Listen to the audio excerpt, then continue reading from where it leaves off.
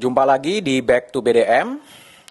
Kali ini saya akan kembali berbincang ya dengan seorang tokoh dikenal mungkin sebagai tokoh Muslim ya.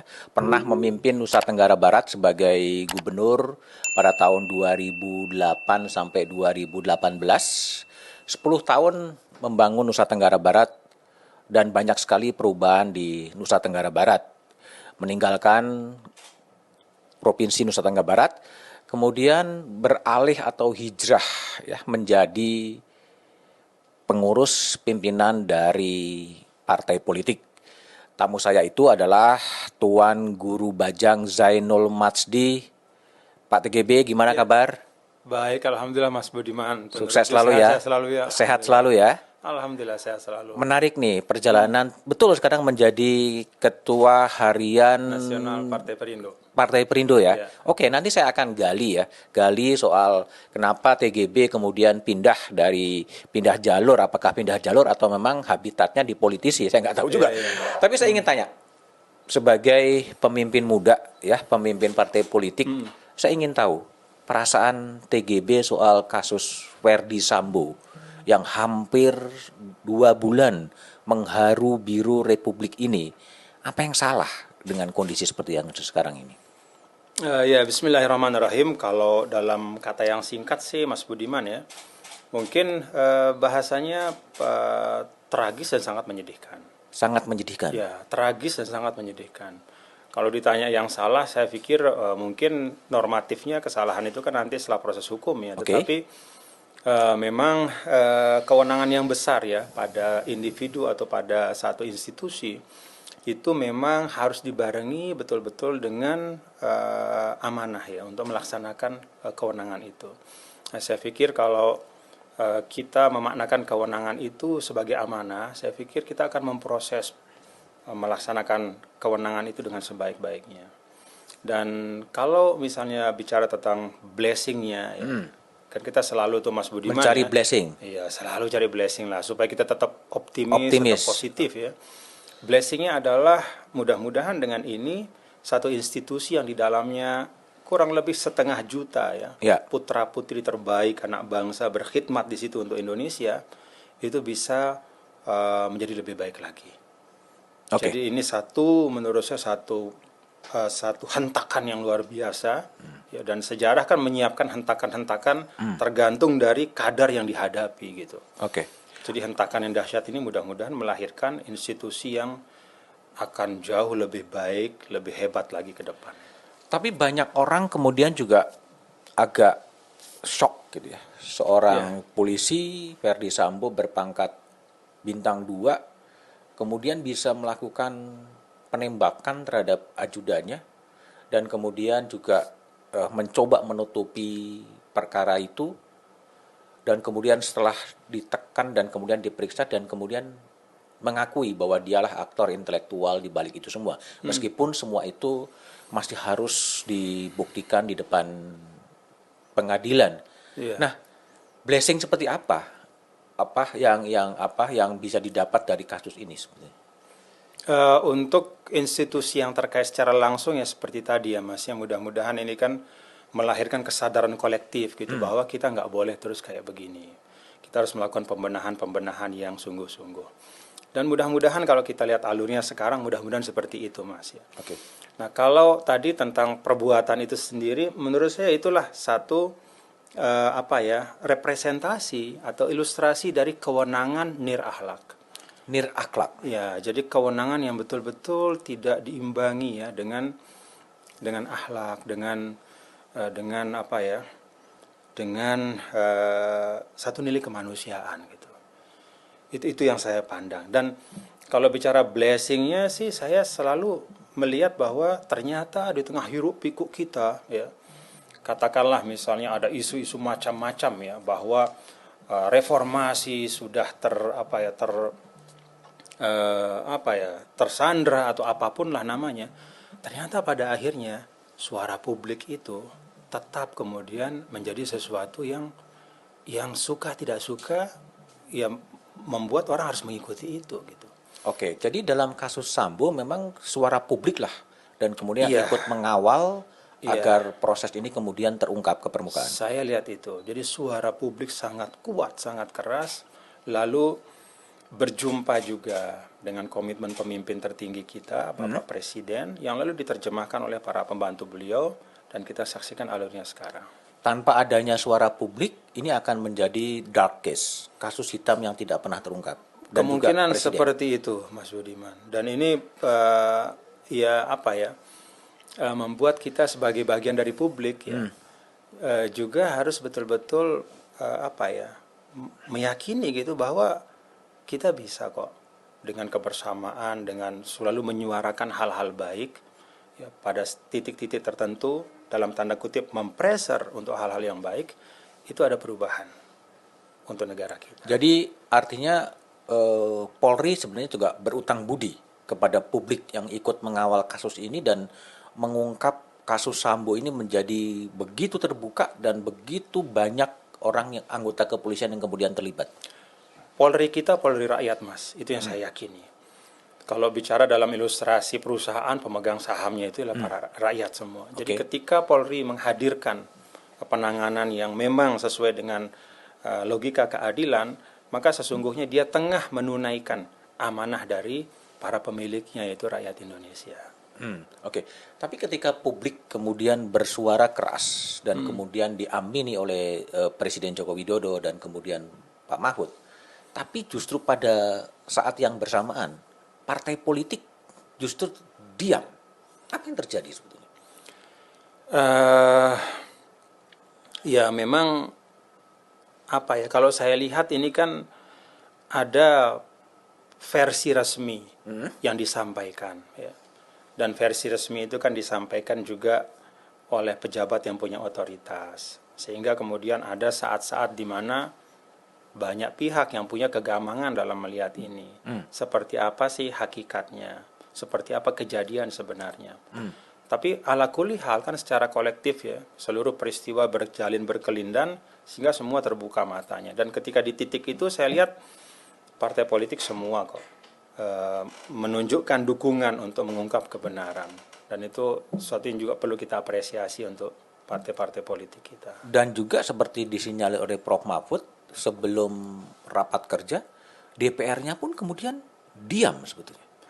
Menurut saya sih yang tadi, Mas, ya, karena kan memang ada rilis resmi, ada pemberitahuan, sehingga lebih pada posisi ini antara tarik-menarik yang seperti apa sih sebenarnya faktanya. Tapi kalau kita lihat begitu mengalir semuanya, ya, dan muaranya sudah jelas, ada obstruction of justice, ada rekayasa fakta dan seterusnya, ya kemudian semua akan memberikan dukungan. Dan pada akhirnya menurut saya, ya kita lihatlah ini sebagai proses itu, Mas. Jadi pada akhirnya ya dukungan-dukungan semua pihak itu kan ada, dan mudah-mudahan ini kemudian berujung pada penuntasan yang sebaik-baiknya. Ya, tapi kan ketika publik juga melihat bagaimana kemudian ketika rapat kerja Komisi 3 DPR dengan Kompolnas, dengan Komnas HAM, dengan LPSK yang begitu agresif, tapi begitu kemudian ketemu dengan Kapolri kemudian dipenuh dengan puja-puji, penuh dengan apresiasi, penuh dengan dukungan politik. Simbol apa, pesan apa dari dua kontras yang berbeda, wakil rakyat yang mewakili rakyat gitu, kemudian berhadapan dengan Kompolnas dan kepolisian dan dalam treatment yang betul-betul berbeda sebetulnya. Mungkin agak subjektif ya, Mas. Saya melihat kemarin saya melihat potongan dari rapat kerja ya, walaupun nggak semuanya. Mungkin agak subjektif dalam arti sebenarnya memang kan di balik-balik kata-kata ya. Kalau saya coba menangkap sih apa sih teman-teman Komisi 3 yang ingin disampaikan. Kalau menurut saya di balik katakanlah ada puja-puji segala macam, tapi permintaan untuk Polri komit gitu dan mengawal bersama-sama itu kuat sungguhnya. Jadi saya coba lihat dari benang merahnya sih sebenarnya komitmennya sama semua untuk penuntasan ini dengan sebaik-baiknya. Ya bumbu-bumbunya itu kan macam-macam lah ya. Karena walau bagaimanapun apalagi isu publik seperti ini kan, Mas, artinya rapat kerja itu tidak hanya proses politik gitu, tidak hanya proses untuk membangun akuntabilitas antara DPR dengan mitra, tapi juga jadi performance gitu. Jadi kalau sudah performance kan Performa termasuk tayangan live di TV gitu. Ya, karena tayang live di TV kan itu jadi performance untuk mungkin ya kredit politik atau apa di depan konstituen, dan itu sah-sah saja kan sebagai representasi dari konstituen. Mungkin keluar kemudian kembang-kembangnya, tapi saya coba tarik lah apa sih esensi-esensi yang disampaikan. Kok saya melihat semua berada pada satu garis gitu. Kami mengawal supaya ini bisa dituntaskan dengan baik. Meskipun agak terlambat ya. Ya, Ketika kasus itu sudah dibuka oleh publik, dibuka oleh tekanan better publik. late than never, Pak. Better late than never. Jadi ya itu juga blessing in disguise bahwa ada tumpulnya pengawasan DPR terhadap kepolisian. Mungkin terlalu jauh ya Mas. Terlalu Kalau jauh. kita melihat dalam satu kasus ini ya. Kalau saya sih melihat semua sekarang sedang menjalankan fungsinya gitu ya. Kurang lebihnya ya civil society termasuk media, netizen semua yang mencermati, mengawasi, mengkritisi itu. Oke. Saya bicara dengan Tuan Guru Bajang Zainul Mati sebagai Ketua Harian Perindo, ya, sebagai Iya. Ketua Harian Perindo sekarang. Apa saran dari TGB soal kemudian reformasi di tubuh kepolisian? Banyak orang yang menginginkan perlu ada reposisi posisi polisi tidak langsung di bawah presiden. Kalau Pak TGB lihatnya gimana? Saya melihat bahwa polisi kita kan polisi sipil ya. Oke. Artinya dia bagian dari kekuatan sipil ya. Menjalankan fungsi-fungsi yang terkait erat ya dengan kohesivitas dan kondusivitas kita sebagai satu bangsa. Dia tetap berada di dalam satu alur pemerintahan kita secara utuh. Di mana dia diletakkan ya menurut saya konsensus dari para pembuat undang-undang. Oke. Dan ketika hari ini dia diletakkan misalnya di bawah presiden, saya yakin ada naskah akademik yang mendahului itu gitu. Oke. Ada reasoning yang kita bisa baca di undang-undang kepolisian. Kalau kemudian ke depan ingin ya mungkin undang-undangnya itu ada beberapa hal yang perlu diperkuat ya. Ya itu ruang yang sangat terbuka. Kan itu bagian dari dinamika kita berbangsa. Kalau misalnya mau diletakkan di bawah kementerian, ya itu juga berdasarkan kajian akademik yang betul-betul kuat. Oke. Tidak hanya sekarang mohon maaf, hanya misalnya mengkomparasi dengan beberapa negara. Ya. Kan tidak ada negara yang punya lanskap yang sama, Mas Bud. Ya. Kita Indonesia dari dulu kita bilang kita bukan demokrasi kapitalis, bukan demokrasi sosialis, kita demokrasi Pancasila. Jadi secara sadar kita memang mendistingsi diri kita sebagai bangsa yang besar ini. Di dalam mengatur Indonesia, yuk apa sih konsensus kita bersama-sama.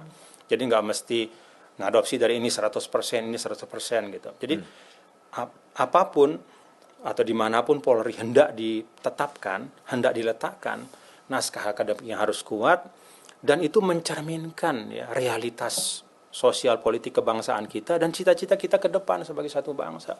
Oke. Kalau dalam posisi sekarang TGB sudah punya posisi apakah di bawah kementerian atau tetap di bawah presiden? Saya rasa di bawah presiden masih tetap efektif. Oke. Toh nih Mas ya. Bahkan pada situasi yang sangat krusial.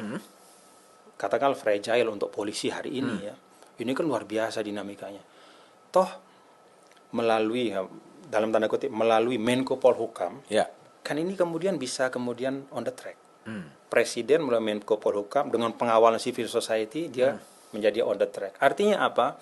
Di bawah presiden pun bukan berarti polisi tidak bisa melaksanakan tugas-tugasnya dengan sebaik-baiknya. Tidak berarti polisi tidak bisa dikoreksi.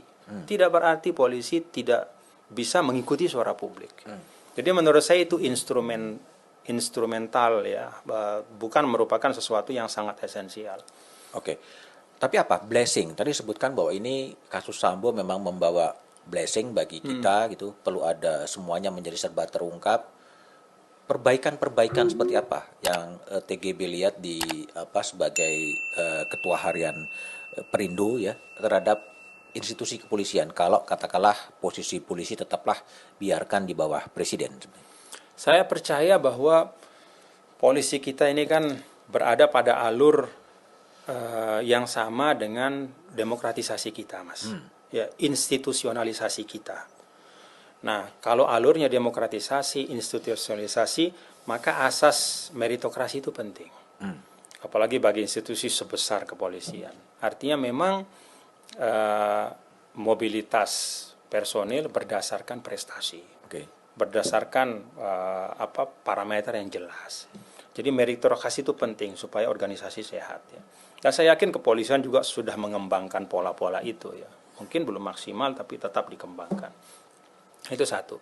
Yang kedua, saya melihat sebenarnya Indonesia ini kan institusi sudah lengkap, Mas. Jadi reformasi institusional kita udah lengkap, bahkan mungkin berlebihan. Sampai presiden bahkan membubarkan beberapa komisi yang nggak penting kan begitu. Nah, termasuk untuk kepolisian sudah ada Kompolnas, yang di situ ada Menko Polhukam. Mungkin Kompolnas bisa lebih kuat lagi, bisa lebih efektif lagi untuk kemudian melakukan upaya-upaya mengawal ya, kepolisian agar bisa tetap dengan agenda reformasi yang telah kita sepakati. Jadi itu untuk institusi di dalam, dan kemudian institusi katakanlah Kompolnas yang dibentuk untuk itu. Lalu civil society, the biggest part dalam hal ini dan dalam kita berbangsa sampai hari ini dan seterusnya mudah-mudahan adalah masyarakat sipil. Jadi peran untuk terus menyuarakan ya, baik melalui media mainstream maupun netizen yang kadang-kadang bahkan kelewatan kalau menyampaikan sesuatu. Tapi ya ambil saja ininya, ambil intisarinya lah gitu. Kehendak untuk semua anak bangsa ngelihat institusi ini menjadi baik dan kebanggaan kita semua. Sekarang juga muncul ketidakpercayaan ya, ketika Verdi Sambo kemudian bisa merekayasa kasus. Ya, merekayasa kasus yang awalnya dia pelaku, kemudian dia melimpahkan kepada anak buahnya, dia menghilangkan CCTV gitu kan. Lalu dalam ini meskipun ini agak teknis ya, dalam bayangan TGB ini gimana ya? Apakah itu tidak mungkin juga dilakukan untuk kasus-kasus yang lain sebetulnya? Perekayasaan kasus ini. Dan siapa yang akan mengawasi? Iya, memang ini kan sebenarnya bukan hanya di kepolisian Mas kalau kita bicara begitu. Misalnya ini kan masalah yang membuat pelik ini karena kan polisi yang melakukan polisi, gitu. Ya. Dan itu pemimpinnya gitu loh Mas. Jadi memang kalau di luar kan internal affairs ya. Ya internal affairs kan mengkoreksi internal, tapi internal affairs-nya ternyata dialah biang untuk kasus ini gitu. Menurut saya bukan hanya di polisi, institusi manapun ya. Ketika misalnya pemegang kebijakan yang sangat penting itu mengkhianati kebijakannya, itu memang akan menciptakan damage yang berkelanjutan, kolateralnya banyak kemana-mana, mengancam institusi sendiri. Nah kalau menurut saya ini diberesin Mas ya. Ini diselesaikan, dan saya pikir komitmen dari Pak Kapolri sudah kelihatan, sudah luar biasa dengan para pemimpin tertinggi kepolisian, dan ke depan yang harus diciptakan ya, mekanisme internal ya, untuk mengantisipasi dan memitigasi hal-hal seperti ini. Bahwa saya nggak ngerti ya, bagaimana kan setiap organisasi punya karakteristik ya, tetapi harusnya organisasi modern dengan semangat reformasi dia punya alat internal ya, untuk memastikan agar hal-hal ini tidak terjadi lagi. Itu artinya ini terjadi semua karena memang lemahnya dari pengawasan ya? Iya, untuk kasus ini, karena pimpinan pengawasnya melakukan ini gitu. Nah jadi pertanyaan berikutnya, gimana kalau kemudian hal-hal seperti ini harus dicegah gitu? Kan berarti harus diciptakan di dalam internal ya, sesuatu yang bisa memitigasi itu. Oke, TGB. Saya pindah ya sekarang ke hijrahnya TGB ya, dari gubernur kepala daerah yang relatif sukses, kemudian berpindah ke jalur politisi dan sekarang menjadi ketua harian nasional Perindo. Ini apa yang terjadi? Situasi hentakan seperti apa yang kemudian TGB kemudian berpindah menjadi ketua harian Perindo sebetulnya? Ya, kalau berkiprah di partai politik kan sebenarnya bukan baru bagi saya Mas Budiman ya. Artinya dulu saya diusung oleh partai politik 2008, bahkan 2004 menjadi anggota DPR RI. Golkar ya? Bukan, dari partai Bulan Bintang pada waktu BBB itu. Ya? Oke. Lalu kemudian 2008 sampai 2018, 2 periode juga pengusungannya oleh partai politik. Oke. Nah kemudian setelah itu, saya setelah selesai gubernur pun sempat berkiprah sebentar di partai Golkar. Dan ketika itu memang ada kaitan juga dengan ikhtiar untuk bagaimana bersama-sama memperjuangkan agar Pak Presiden bisa menyambung di periode kedua gitu. Oke. Itu bagian dari itu juga sebenarnya. Lalu kemudian sekarang saya melihat ada ruang ya di mana saya bisa mengartikulasikan gagasan-gagasan ya yang menurut saya ya partai politik adalah ruang yang memang sah, legitimate, dan memang sudah disiapkan oleh sistem demokrasi kita. Jadi ketika kita ingin ada gagasan-gagasan kita untuk kebaikan bersama, partai politik adalah salah satu wadah yang legitimate, ya, yang bahkan amanah bagi kita untuk mengisinya dengan gagasan gitu. Ya kan fungsi representasi, agregasi, fungsi kaderisasi itu kan fungsi partai. Nah, karena itu kemudian ya saya ingin juga bisa berkiprah ya melalui partai politik ya. Dan kemudian setelah saya berdiskusi dengan Bapak Hadi Tanusudibyo tentang Partai Persatuan Indonesia, partai yang relatif baru, Mas Budi, Relatif ya. baru. Relatif baru 7 tahun, baru 1 kali ikut pemilu. Tapi walau demikian juga cukup prospektif ya, artinya pada pemilu yang lalu juga mencapai 2,7% ya. Dan juga ada kehendak kuat ya untuk bagaimana partai ini bisa lebih optimal lagi ya, menjalankan fungsi-fungsi kepartaian. Kan sayang, Mas, kalau ada misalnya partai politik yang merupakan fasilitas demokrasi, juga instrumen demokrasi, tetapi masih belum maksimal lah katakan gitu menjalankan amanah kepartaiannya untuk membangun Indonesia. Jadi saya ingin ikut di situ bersama-sama dengan beliau dan Kenapa seluruh pilihannya sahabat pada Indonesia. Perindo, bukan pada partai-partai katakanlah Golkar, pada partai-partai Islam? Karena kan TGB kan Iya, dikenal sebagai pemimpin Muslim sebetulnya. Ya, kalau saya pribadi, Mas, ya, kan kita tidak hanya mencari atribusi lah, misalnya menjadi ketua DPP atau menjadi anggota partai politik tertentu, tetapi ingin juga ada ruang yang luas gitu. Oh. Dan ruang yang luas itu ada di Partai Persatuan Indonesia sebagai ketua harian nasional dengan kewenangan eksekutorial yang cukup besar. Itu satu. Yang kedua, sebagai seorang manusia saya juga ingin ikut membangun loh, Mas. Ikut membangun partai Yang masih baru. Iya, yang menata, merapikan, ya, mengakselerasi agar fungsi-fungsinya itu bisa maksimal. Yang sekarang sudah maksimal juga, sudah bagus ya. Tapi saya ingin melakukan ya katakanlah penguatan-penguatan yang signifikan ya bersama dengan seluruh pengurus partai, tentu di bawah kepemimpinan ketua umum. Tapi Perindo dilihat banyak kader-kader yang direkrut langsung ke jajaran DPP ya, seperti TGB sendiri, kemudian jadi ketua harian, lalu kemudian Ferry Kurnia. Iya, Jadi itu apa? Karena memang kaderisasinya belum berjalan atau gimana sebetulnya? Ya penempatan menurut saya kan berdasarkan track record juga, rekam jejak ya. Mungkin karena ada rekam jejak sebelumnya untuk saya, maka kemudian ada kepercayaan untuk sebagai ketua harian nasional. Demikian pula misalnya Kang Ferry Kurnia, ada track record ya di KPU dan beberapa kegiatan-kegiatan kepartaian dan juga keormasan yang cukup bagus sehingga beliau dipercaya untuk menangani Bapilu ya, artinya wakil ketua umum untuk Bapilu. Saya melihat meritokrasi itu masih kuat kok. Meritokrasi masih kuat. Ya, artinya penempatan berdasarkan merekam jejak dan potensi ke depan itu dipedomani ya di Partai Persatuan Indonesia. Dan itu juga yang saya diskusikan sama Pak Hadi Tanusudibyo, sehingga juga rekrutmen kami ke depan itu juga berbasis itu. Apakah dengan masuknya TGB sebagai ketua harian ini akan mengubah wajah Perindo menjadi partai yang menjadi lebih religius gitu? Karena TGB kan dikenal sebagai pemimpin Muslim sebetulnya. Saya orang yang tidak terlalu terpaku ya Mas ya pada kategorisasi nasionalis, religius ya, karena kalau kita lihat sekarang kan sesungguhnya lanskap partai kita ini rata-rata sudah di tengah semua. Sudah di tengah semua? Sudah di tengah semua. Ada yang masih belum ke tengah tapi sudah mengarah ke tengah semua. Dan itu maslahat untuk Indonesia.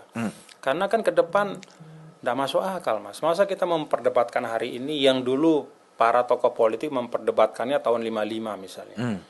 Lalu 65 tahun ini kita ngapain aja? Kalau hari ini perdebatannya masih sama dengan perdebatan yang dulu. Yaitu mendikotomikan antara nasionalisme dengan agama, khususnya dengan Islam. Kan ini perdebatan dari awal sekali, bahkan kalau kita tarik bahkan sebelum kemerdekaan. Nah, menurut saya dengan Pancasila yang sudah menjadi konsensus gitu, kita harusnya bergerak ke perdebatan yang the next level lah kira-kira gitu. Melihat tantangan Indonesia ke depan kayak apa. Lanskap kita udah berubahnya luar biasa dahsyatnya. Kita berada di tengah-tengah pertarungan geopolitik dunia yang melihat Indonesia ini, mohon maaf, ingin dijadikan sebagai subordinasi dari kekuatan-kekuatan besar. Kita mau ngapain? Jadi menurut saya isu-isu kebangsaan kita itu jauh lebih berharga untuk kita bicarakan dibanding kita kemudian masih saja di kepala itu ini partai nasionalis, ini partai agamis.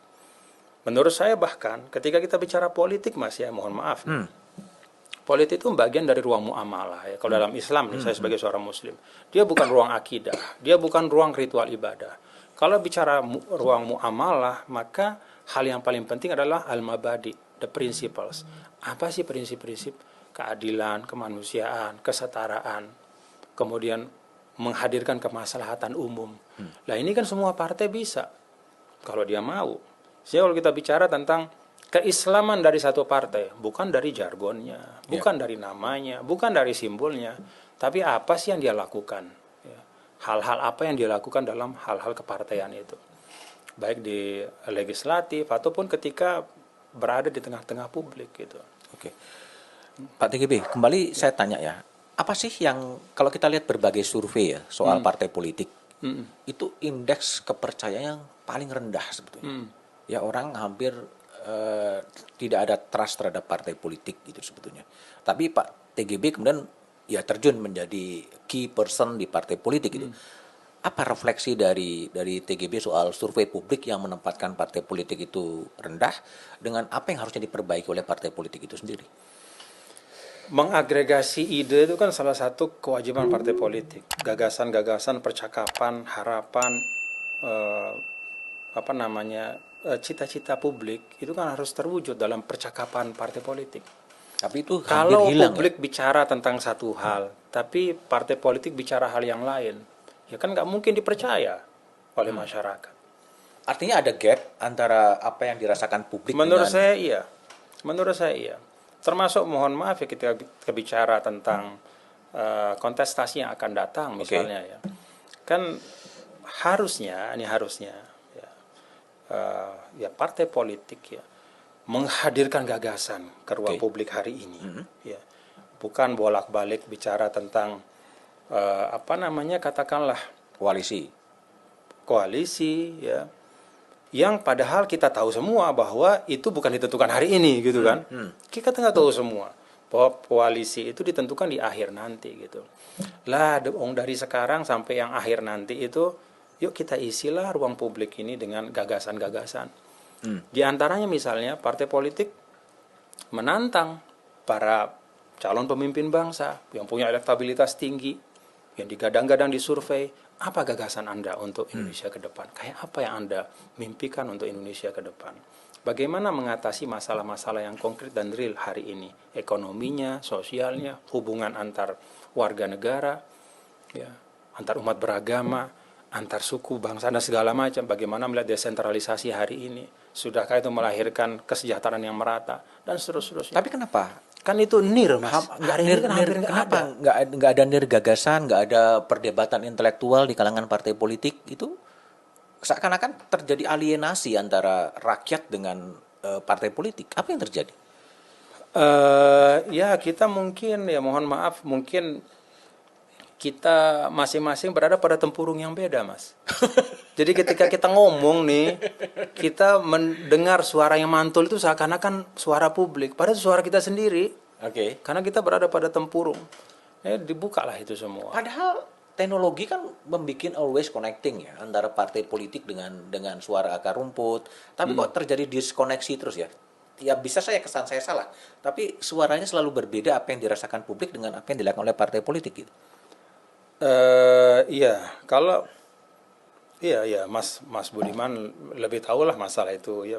Ketika menyampaikan itu ya mungkin memang begitu faktanya ya. Ya kalau saya sih mengatakan tadi ya mungkin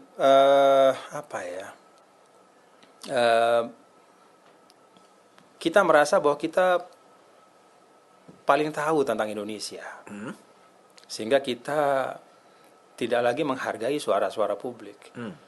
Kita merasa bahwa agenda demokrasi ini kan bisa kita setting. Dalam arti privilege partai politik secara kolektif itu kan menentukan wajah pemimpin ke depan. Ya, menentukan, bukan oligarki loh Mas Bud yang bilang nih. Tapi ya memang posisi partai politik dalam sistem demokrasi kita kan memang untuk calon pemimpin nasional kan memang ada di situ. Nah, itu amanah ya. Tapi jangan kemudian itu menyebabkan wah pokoknya ya udahlah kita bicarakan antar kita saja misalnya ya. Udah kita sibukkan kita dengan ini gitu. Pada saat dimana ya misalnya masyarakat menghadapi tantangan harga yang terus naik ya, situasi ekonomi yang bahkan Pak Presiden sendiri kan mewanti-wanti, tolong hati-hati. Ada efisiensi anggaran yang luar biasa, ada refocusing segala macam. Nah, kalau pemimpin tertinggi kita sudah memberikan warning kayak gitu, mestinya kan ini disambut gitu loh. Oleh jajaran demokrasi kita semuanya termasuk partai politik untuk kemudian urun rembuk tentang ini. Termasuk kemudian menggali gagasan-gagasan dari para calon pemimpin kita gitu. Apa yang dilakukan oleh TGB di Perindo untuk menjawab kritik publik terhadap teralienasinya partai politik dengan publiknya? Ya kami berusaha Mas ya. Tentu kalau Perindo kan partai yang sekarang sedang melakukan konsolidasi internal satu. Lalu untuk hal-hal yang sifatnya isu publik, ya kami berusaha untuk memahami betul apa sih harapan-harapan dari masyarakat. Dan syukurnya Partai Perindo itu kan memang politik kesejahteraan. Pokoknya satu kata aja, sejahtera. Kesejahteraan. Iya, kesejahteraan. Dan itu walaupun Partai Perindo belum mendapat amanah untuk di DPR RI, untuk threshold itu. Tetapi kan sekarang program-program Partai Perindo sesungguhnya tetap jalan ya. UMKM, kesehatannya, pengadaan ambulan, ya gerobak untuk UMKM dan segala macam, itu jalan terus. Nah, kami terus menyambung silaturahim komunikasi. Dan ada jajaran para juru bicara Perindo yang secara berkala kami berdiskusi dengan beliau-beliau ya bersama Pak Ketua Umum untuk tetap mengingatkan ya bahwa track kita ini track yang bukan bersaut-sautan di ruang publik gitu ya. Apalagi misalnya berlebihan bicara tentang tentang pilpres ya, berlebihan bicara sehingga semua isu penting akhirnya dianggap isu marginal, periferal di pinggir. Kita harus tetap ingat bahwa partai politik yaitu ada ya untuk menyuarakan aspirasi harapan masyarakat. Jadi Perindo itu tidak semua isu ditanggapin. Karena itu termasuk yang paling minimal bicara tentang capres-cawapres ya. Tetap sebagai yaitu agenda kita akan pasti menghadapinya. Posisi kita juga nanti tentu kita lihat mana yang akan paling sesuai dengan visi misi Partai Perindo. Tetapi itu bukan menjadi bagian yang besar di pembicaraan hari ini. Ada juga pernyataan dari Fahri Hamzah ya, wakil ketua umum Partai Gelora di sahabat saya. Ya sahabatnya sesama TGB, sesama dari NTB gitu, yang juga di ruangan ini partai politik telah berubah menjadi dealer dari kekuasaan sebetulnya. Tidak lagi memunculkan gagasan-gagasan tapi ya transaksional untuk memperdagangkan kekuasaan. Gimana TGB lihat pernyataan itu? Menurut saya itu simplifikasi. Karena apa? Semua yang saya bicarakan sama Mas Budiman hari ini, kritik kita terhadap partai politik itu tidak menafikan upaya partai politik yang juga sebenarnya tetap berjalan di tengah masyarakat. Kan kaderisasi itu kan bagian dari membangun anak-anak bangsa yang ngerti sama negaranya. Dan itu jalan. Perindo punya beberapa modul kita pelatihan-pelatihan. Golkar punya, Demokrat punya, PDIP punya sekolah politik. Itu sebenarnya peran yang sangat positif. Ya. Dan kalau kita bicara misalnya kiprah di legislatif, bagaimana membangun postur APBN yang sehat, nah itu kan peran dari partai politik melalui kader-kadernya juga. Jadi menurut saya tidak adil juga Mas Budiman kalau kita mensimplifikasi partai politik hari ini sebagai dealer kekuasaan, menurut saya tidak. Kenapa ada persepsi itu? Ya mungkin karena kita memang lebih sure, ya lebih excited ketika bicara tentang kekuasaan. Ya dalam arti kontestasi 5 tahunan. Tapi di antara itu partai politik kerja sebenarnya di parlemennya, di akar rumput untuk juga membangun nilai-nilai kebangsaan, membangun budgeting policy yang bagus dan segala macam lah. Ada juga kritik ya, termasuk soal dui fungsi, bukan dui fungsi ABRI tapi dui fungsi politisi dan pengusaha. Oh, Dan ini yang kemudian menciptakan oligarki. Kepentingan partai politik adalah kepentingan dari perusahaan atau multinational corporation. Gimana TGB melihat itu? eh, saya kebetulan jumpa sama beberapa orang ya yang memiliki katakanlah akumulasi konglomerat misalnya, tapi juga punya concern untuk Republik. Oke. Dan dia buktikan dengan kerja-kerja yang nyata, termasuk juga kiprahnya di partai politik. Misalnya dulu almarhum Pak Arifin Panigoro, Yeah. ya, seorang konglomerat, tapi juga pernah menjadi anggota partai politik, kemudian pengurus dan juga concern, termasuk politik dalam makna katakanlah yang lebih luas ya, menciptakan generasi muda yang baik melalui program Indonesia Mengajar dan segala macam. Ada banyak sekali. Dan kalau kita bicara juga di awal-awal kemerdekaan kan banyak sekali orang-orang yang memiliki kapital besar itu kemudian juga berkontribusi untuk Indonesia. Jadi saya tidak melihat bahwa keterlibatan ya, seorang pengusaha besar dalam ranah politik mesti negatif, enggak. Bisa saja positif ya. Dan bahkan sejarah menunjukkan ada hal-hal positif itu gitu.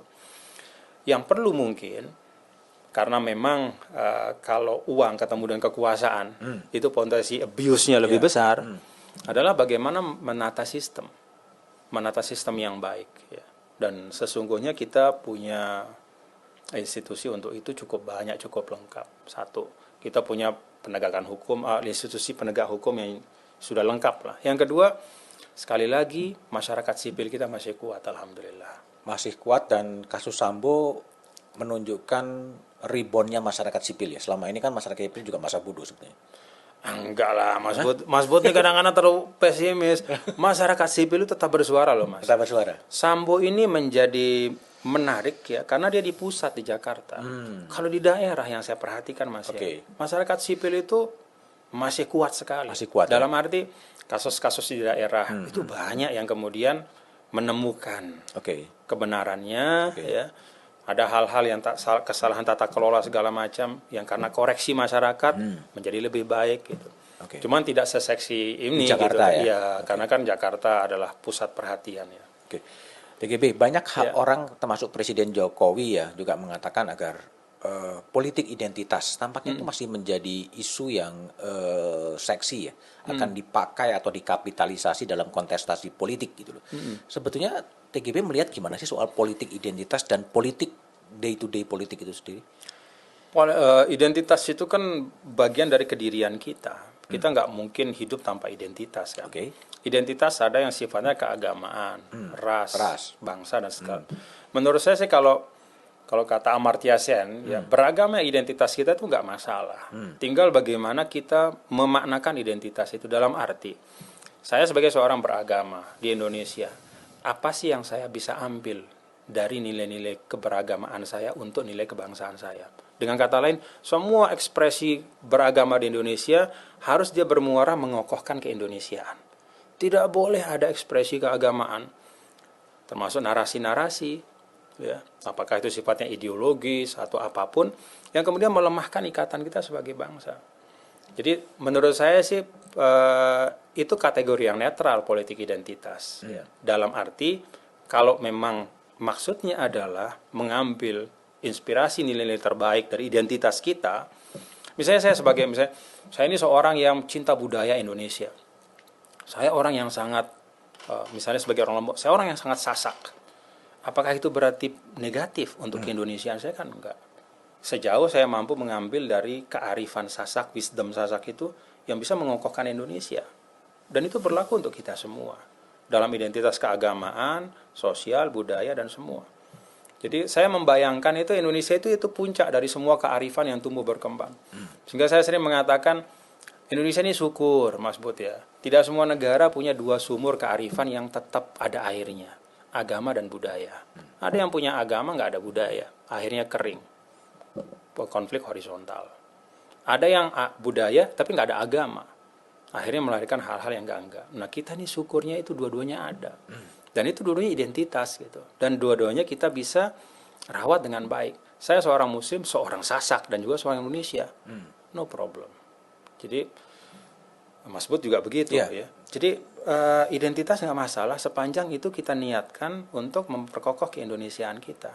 Tapi kenapa itu jadi ketika identitas itu digunakan semata untuk mencari insentif elektoral dengan mengabaikan keindonesiaan kita, nilai-nilai yang fundamental, ya itu pasti akan mudarat. Dan identitasnya kan beragam, bukan hanya keagamaan, tapi yang lain suku juga. Ya. Ketika misalnya di daerah, isu putra daerah digunakan untuk melegitimasi peminggiran terhadap yang disebut bukan putra daerah, kan nggak akan mungkin daerah itu berkembang. Ya, jadi tapi kalau putra daerah dimaknakan sebagai semangat untuk menggali potensi lokal, wah itu bagus. Jadi menurut saya sih di situ titik distingsinya ya, identitas itu baik apa enggak. Tapi politik kan kadang-kadang Machiavelli ya, menghalalkan segala cara kalau memang politik identitas dalam agama, suku itu bisa mendapatkan benefit elektoral ya, ya kenapa nggak dipakai gitu kan? Ketika menggunakan simbol agama, narasi keagamaan untuk memecah belah, satu, ya. Untuk mendemonisasi lawan politik, dua, ya. Untuk kemudian ya katakanlah hanya mendapatkan kemenangan pada satu kontestasi politik, yaitu nyata-nyata itulah politik identitas yang sangat buruk. Itu menggunakan agama, menzolimi agama sendiri atas nama agama. Jadi misalnya kita ingin menang ya, dalam kontestasi politik, lalu kemudian kita membuat kesepakatan ya dengan kelompok-kelompok yang nyata-nyata misalnya ya mohon maaf memang tidak menginginkan negara bangsa Indonesia ini tetap berjalan, ingin dirubah dengan satu sistem tertentu ya atas nama jargon keagamaan misalnya. Itu menurut saya satu bentuk eksploitasi identitas keagamaan dalam ruang politik yang sangat destruktif. Dan itu seharusnya dihindari. Seharusnya dihindari. Ya contoh sederhana ya, ada idiom-idiom yang sangat teologis loh Mas. Mohon maaf, dalam Islam itu kan ada misalnya Muslim, kafir, munafik. Kata munafik itu kan idiom yang sangat ideologis Mas. Dalam arti apa? Orang pura-pura beriman padahal enggak. Tapi ternyata dibawa ke dalam ranah politik praktis. Yang beda pilihan dibilang munafik. Nah, ketika label teologis digunakan dalam ranah muamalah, hubungan sosial, itu kan rusak semuanya. Karena kita mencap orang itu orang jahat dan seterusnya. Nah, ini menurut saya idiom-idiom keagamaan, narasi keagamaan, ya. Simbol-simbol keagamaan. Ketika dia digunakan semata untuk katakanlah untuk mendapatkan insentif elektoral, mendemonisasi orang yang beda, ya, kemudian menghujat orang yang berbeda, gitu, membuat perpecahan, yaitu menurut saya titik yang harus kita lawan bersama. Harus dilawan bersama. Harus kita lawan bersama. Kalau resep atau advice dari TGB soal isu toleransi hubungan antar umat beragama yang kadang-kadang baik, tapi kadang-kadang juga selalu ini menjadi isu politik apa? Toleransi itu menghormati tanpa harus selalu membenarkan. Itu kan sangat dasar ya. Jadi kita menghormati semua yang ucapan, pandangan, keyakinan yang beda tanpa harus membenarkan. Nah, saya sih berharap toleransi ini kita segera alihkan ke satu hal yang lebih berguna untuk kita. Karena kan gini, kalau kita bicara terus tentang toleransi Mas, seakan-akan kita memang punya masalah di situ. Padahal menurut saya kan hidup bersama kita ini sudah dari dulu di Indonesia. Karena itu saya sih menawarkan, yuk kita beralih dari kata toleransi ke kerjasama.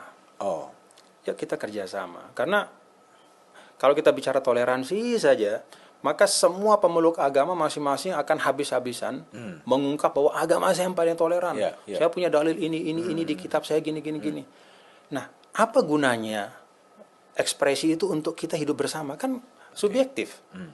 Untuk sesama pemeluk agama oke lah, tapi yang saya katakan benar itu subjektif buat saya, yang bagi yang lain kan yang beda kan bukan kayak gitu gitu. Nah, kalau kita bicara toleransi saja, maka bisa jadi nanti jatuhnya ke situ. Jadi subjektivitas dihadirkan ke ruang publik. Akhirnya nanti ributan klaim malah. Maka menurut saya kita beralih kepada kerjasama. Karena itu kalau dalam Islam yang saya yakini itu kan ada kata li ta'arofu. Anda berbeda segala macam, udah nggak usah ribut tentang keyakinan apa segala macam. Li ta'arofu, saling mengisi, saling melengkapi. Dan menurut saya itulah kerjasama. Isu toleransi, isu politik identitas ini sebetulnya apa? Sebuah protes terhadap ketidakadilan sosial atau situasi ekonomi yang memang senjang, atau memang seperti apa kalau dalam refleksinya TGB? Ada apa ya? Ada cara bersosial kita yang hilang, Mas. Cara bersosial yang hilang. Iya, kita ketika bicara agama, kita tidak berusaha keras ya, belajar tentang bagaimana agama itu memfasilitasi kita untuk mencari titik temu dengan yang beda. Inklusivitas agama yang tercermin pada nilai-nilai kemanusiaan dan itu kan semua inklusif. Tapi kita hari ini ketika beragama, kita seringkali kemudian mencari hal-hal yang memang eksklusif milik kita. Nah, kalau kita masing-masing sibuk ke situ, kan kita semakin menjauh, Mas. Iya. Padahal ya ibaratnya satu rumah, ya pemeluk agama itu punya kamar tidur masing-masing, tapi ada ruang keluarga kan. Iya. Lah kalau semua sibuk ngerapiin ruangannya terus, kamar tidurnya, spraynya apa, bersihin terus, apa nata bajunya sendiri, lah ruang keluarganya kosong, dipenuhi rayap nanti, rusak semuanya. Iya. Jadi jangan terlalu lama lah di ruang tidur masing-masing ya. Sering-sering lah di ruang keluarga kita bisa bercakap-cakap. Bisa bercakap-cakap, bisa berkolaborasi gitu ya. Ya. Oke, TGB. Saya ingin tahu ya, ini pertanyaan saya yang bagian-bagian akhir ya, bagian-bagian akhir yang selalu saya tanyakan kepada teman-teman saya di Back to BDM. Refleksi TGB yang pernah menjadi gubernur 10 tahun dan berpengalaman di berbagai bidang ya, dan punya pengalaman di dunia internasional juga gitu. Apa sih sebetulnya akar masalahnya bangsa Indonesia kok hampir 100 tahun republik ya, itu kondisinya masih seperti yang sekarang ini? Apa sebenarnya akar dari akar masalah bangsa ini? Kurang perjumpaan. Kurang perjumpaan. Iya. Kita jadi misalnya netizen kita kan sangat banyak tuh. Pengguna internet tinggi. Pengguna media sosial yang sangat tinggi. Tapi noises. Iya, without voice. Jadi kita berhiruk pikuk tapi masing-masing bicara apa yang dia mau dan menganggap bahwa itu yang terbaik. Jadi tidak pernah sungguh-sungguh kita bicara. Menurut saya kita kan punya kearifan yang banyak sekali, Mas ya. Misalnya kita punya kearifan beruga. Kalau di Lombok itu beruga itu ada 4 tiangnya. Itu mencerminkan 2 tiang itu 2 yang berbeda. Lalu 1 tokoh agama, 1 tokoh adat. Selesailah di tingkat kultural. Ada yang tiangnya 6, mencerminkan yang bersengketa lebih dari 2 pihak. Kemudian ada tokoh agama, tokoh adat. Artinya apa? Ada kearifan di bawah yang menyiapkan kita dengan tatanan-tatanan supaya memperbanyak perjumpaan. Nah, sayangnya kita dengan kondisi hiperkomunikatif hari ini, semua komen apa saja, semua mengomentari apapun, tapi nggak pernah kita benar-benar ketemu, berjumpa. Nah, ada misalnya ya istilah dialog nasional antara para tokoh, antara bahkan kalau kita bicara Indonesia bukan hanya para tokoh di atas tapi juga tokoh-tokoh pemuda. Misalnya masih ada satu ilustrasi. Kita bicara kerukunan umat beragama. Ketika bicara itu apa yang terjadi? Tokoh-tokohnya ketemu duduk bersama. Nggak ada masalah. Wong teman semua kan? Tapi yang kita perlu ini anak-anak muda kita pernah ketemu nggak sih? Tokoh-tokoh anak-anak muda Muslim, Kristiani, Katolik, Hindu, Buddha, dan suku-suku yang perbanyak perjumpaan. Menurut saya itu yang hilang. Kita ini dunia komunikasi yang luar biasa, sekat-sekat hilang, tapi kita makin menjauh. Jadi apa ya, perjumpaan ide itu jadi jarang karena memang nggak pernah ngomong satu sama lain. Dan itu dipertajam dengan teknologi ya sebetulnya. Iya, Karena jadi kan teknologi. algoritma itu kan membuat kepompong-kepompong sendiri-sendiri sebetulnya. Iya, jadi tempurung-tempurung makin banyak gitu. Resonansi suara kita itu makin kencang, yang kita kira suara orang. Padahal suara kita sendiri. Oke. Dan itu apa? Siapa yang harus mengorkestrasi agar perjumpaan-perjumpaan itu kemudian bisa semakin sering sebetulnya? Semua tokoh-tokoh menurut saya, struktural maupun kultural.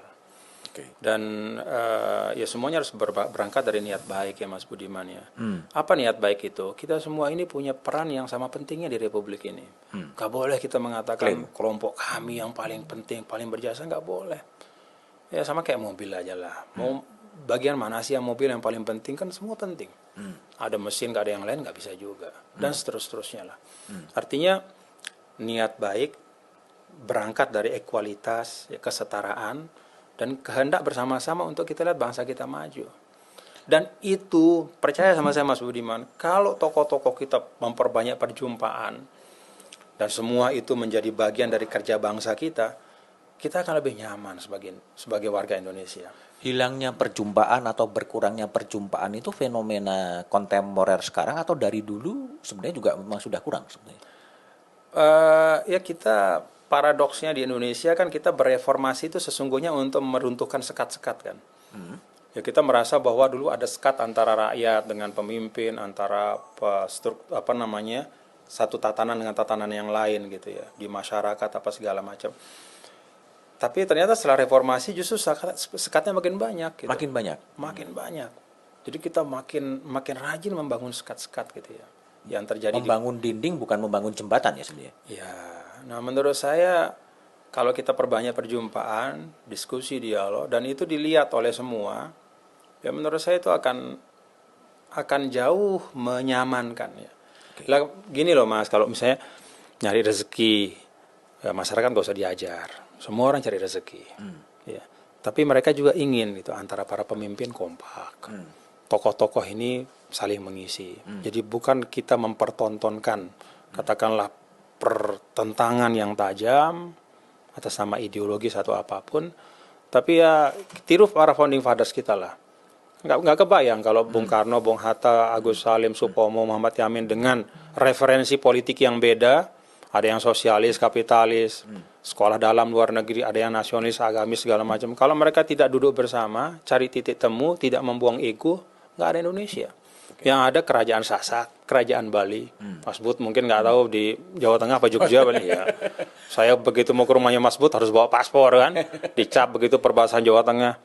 Kan itu nggak ada semua. Kita jadi satu paspor, satu Indonesia. Ya karena kemampuan para founding fathers membuang ego mereka. Lah masa kita nggak belajar dari mereka? Kalau negara bangsa ya yang menjadi dream atau menjadi ideal dari TGB, negara mana? Jepang saya. Kenapa Jepang? Saya melihat itu negara yang relatif dua sumur itu, agama dan tradisi itu bisa berjalan secara apa ya? Dua-duanya fungsional di tengah masyarakat ya. Dan kemudian itu melahirkan karya-karya besar, teknologi yang luar biasa. Jadi kalau luar negeri Jepang, tapi ya tentu tidak mengalahkan kecintaan dan kekaguman pada Indonesia. Ya, ini juga banyak, ada beberapa teman yang juga di sini juga menyebutkan Jepang karena menggabungkan antara tradisi dan modernitas. Nah, itu juga sesuatu yang menarik. Itu negara bangsa. Kalau pemimpin di luar negeri maupun di dalam negeri yang menjadi idola dari TGB. Kalau luar negeri yang masih hidup nih ya. Terserah yang masih hidup. Ya, saya bisa menyebut Grand Sheikh Al-Azhar. Ya, pemimpin tertinggi Al-Azhar yang bersama Paus Pope Franciscus ya. Itu 2 tahun yang lalu kan menandatangani Human Fraternity Document.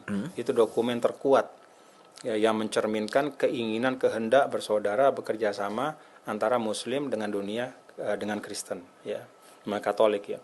Jadi dua kekuatan yang luar biasa kalau bekerja sama, tentu bersama yang lain juga di seluruh dunia, membangun dunia yang lebih damai dan aman. Kenapa itu monumental? Karena memang sepanjang sejarah tidak pernah ada dokumen sekuat itu. Penegasannya sangat eksplisit. Dan itu lebih dari cukup untuk membangun budaya toleransi dan kerjasama antar seluruh umat manusia yang berbeda agamanya dan latar belakangnya. Kepeloporan yang luar biasa. Dan kenapa ini penting? Kenapa ini membuat saya kagum pada beliau? Karena lanskapnya kan nggak mudah. Ya. Artinya tantangan-tantangan untuk menciptakan itu luar biasa beratnya. Khususnya bagi beliau ya, pemimpin tertinggi Al-Azhar dengan segala atribusinya dan segala macam. Tapi dia memilih untuk melakukan itu dan kemudian mempromosikan itu. Ya, dengan at any cost lah. Ya, dengan segala macam hujatan segala macam tetap bergerak. Dan hari ini dokumen itu menjadi asas ya Mas Budiman ya bagi banyak negara termasuk di negara Arab. Saya ambil contoh misalnya Emirat ya, untuk kemudian membangun budaya toleransi dan kerjasama kepada seluruh manusia yang berbeda gitu. Dan saya pikir di Indonesia juga isi dari dokumen Human Fraternity itu mungkin bisa dibagi persis poin penting dari dokumen itu apa, TGB? Kesadaran bahwa kesadaran berketuhanan ya itu harus berbanding lurus dengan kesadaran kemanusiaan. Oke. Jadi tidak ada artinya keberagamaan ya, tanpa kemanusiaan. Bahkan kemanusiaan sebelum keberagamaan. Ya, kemanusiaan sebelum keberagamaan. Karena apa? Ya manusia yang punya nilai kemanusiaan itu pasti beragamnya baik. Oke. Ya, jadi alurnya kayak begitu. Itu satu. Yang kedua, dalam dokumen itu diterjemahkan secara konkret. Arti dari keberagaman itu apa sih? Apakah memperbanyak rumah ibadah apa segala macam? Enggak. Keberpihakan kepada yang marginal. Itu disebut sangat eksplisit. Kaum perempuan, orang-orang korban perang, orang-orang difabel, dan masyarakat yang terpinggirkan. Itu jelas sekali di situ. Dan itu kan kalau kita kuantifikasi kan ratusan juta di seluruh dunia. Itu capaian yang luar biasa ya dari Grensia Al-Azhar ya. Iya, termasuk kemiskinan dan ketidakadilan ya. Jadi itu seruan moral yang menurut saya sangat kuat dan mencerminkan realitas yang ada. Option for the poor ya. Ya. Itu yang kedua. Itu soal apa? Kalau di dalam negeri? Kakek saya. Oke. Kakek saya pahlawan nasional Zainuddin Abdul Majid. Beliaulah yang pertama mengenalkan kepada saya bahwa keislaman dan keindonesiaan itu dua sisi dari satu mata uang yang sama. Jadi kalau mau berjuang untuk agama, ya harus berjuang untuk Indonesia. Perjuanganmu sebagai anak bangsa itu juga berarti kamu sudah beragama dengan baik.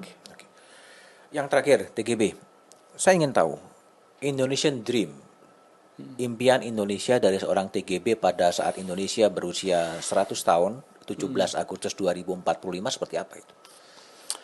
Kalau dari pendekatan manusianya, Mas Budiman ya, Indonesia yang saya impikan ya, adalah Indonesia yang mampu memberi ruang bagi setiap anak bangsa untuk bisa mengembangkan potensinya, memfasilitasi semua anak bangsa untuk bisa berkembang, melejitkan potensinya. Itu dari pendekatan manusia. Kalau bicara tentang negara bangsa, ya negara bangsa yang punya kemandirian. Bukan hanya ekonomi ya, tapi kemandirian, sovereignty ya. Bukan dalam arti kedaulatan teritorial juga ya, tetapi kemampuannya untuk berdiri tegak di tengah kontestasi global ya, dengan semua sumber daya yang dia miliki.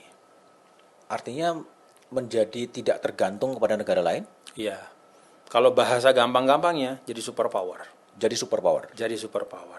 Dan itu dengan tapi bukan ini ya, bukan hard power ya Mas Budiman ya.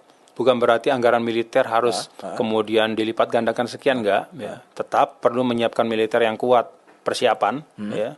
Kan katanya begitu ya. Kalau Anda ingin perdamaian ya harus siap perang kan begitu. Tapi maksud saya adalah kombinasi antara hard power dengan soft power. Dan itu sekali lagi kita punya dengan sumur tradisi agama. Termasuk soft power itu perjumpaan tradisi agama kan melahirkan ilmu dan teknologi. Dan modal sosial itu semuanya ada di Indonesia untuk menjadi berkelimpahan. Yang belum ada adalah kemampuan kita mengkonsolidasikan itu semua. Artinya pemimpin. Yang agama bicara agama saja, yang budaya bicara budaya saja, yang di struktur menganggap bahwa strukturnya yang paling penting, ya. yang di kultural menganggap bahwa gerak-gerak di bawah saja yang penting. Kita bisa menggoyang struktur kalau kita mau, tapi nggak pernah mau berjumpa di titik tengah. Bukankah di situ sebenarnya peran pemimpin untuk mencoba mengorkestrasi, mempertemukan yang struktur dengan yang kultur? Iya, kan kepemimpinan kita sudah terdistribusi, sudah sangat luas, ya. Sehingga kalau bicara pemimpin, ya semua yang berada di ranah publik, struktural maupun kultural, termasuk para pemimpin civil society. Dan itu sekarang sedang terkotak-kotak semua ya? Iya. Dalam kepemimpinan di ranahnya masing-masing? Iya, menurut saya itu. Dan itu menjadi pekerjaan rumah yang harus dihadapi oleh Indonesia ke depan? Ya, pekerjaan rumah Mas Budiman di sini, saya di tempat saya, kita sama-sama yang melangkah ke tengah dan membangun perjumpaan itu. Ya. Oke, TGB Tuan Guru Bajang Zainul Mahdi, terima kasih telah ngobrol di podcast Back to BDM. Jadi silakan Anda untuk berkomentar kalau memang ada pendapat-pendapat yang mau disanggah atau mau disetujui di kolom komentar. Jumpa lagi di Back to BDM edisi berikutnya. Thank you TGB. Sama-sama. Sukses selalu. Sukses selalu.